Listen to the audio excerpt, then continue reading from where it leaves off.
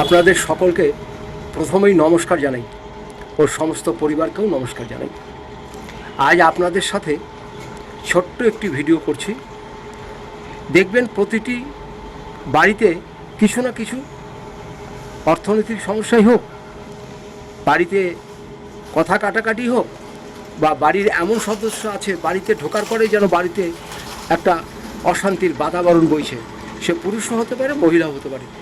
বাড়িতে কোনো রকম শান্তি নেই, সবসময় খ্যাচ ম্যাচ লেগেই আছে, অশান্তি লেগেই আছে, সবার সাথে সবার অশান্তি লেগে আছে।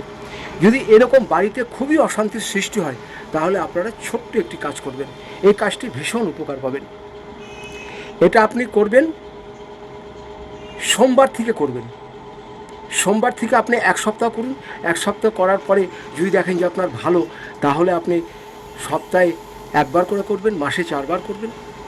আর যদি দেখেন যে কিছুই বুঝতে পারছেন না, তাহলে করবেন না। কি করবেন?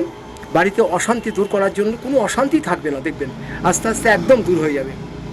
একটু কাঁচা গরুর দুধ নেবেন, একটু কাঁচা গরুর দুধ নেবেন, আর তার ভিতরে 5-6 ফোঁটা মধু দিয়ে দেবেন, বা হাফ চামচ মধু দিয়ে দেবেন।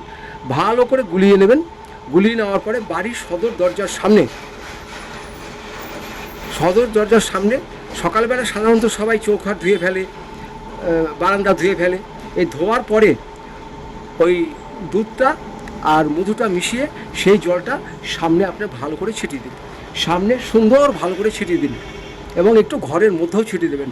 প্রতিটি ঘরে ছিটিয়ে দেবেন, রান্নাঘর, শোবার ঘর, খালি টয়লেট বাথরুমে দেবেন না। বাড়ির চারদিকে ছিটিয়ে দিন, ভিতরে ছিটিয়ে দিন। দেখবেন বাড়ির অশান্তি একদম আপনার দূর হয়ে যাবে। ছোট্ট একটি ভালো জিনিস আপনাদের বললাম।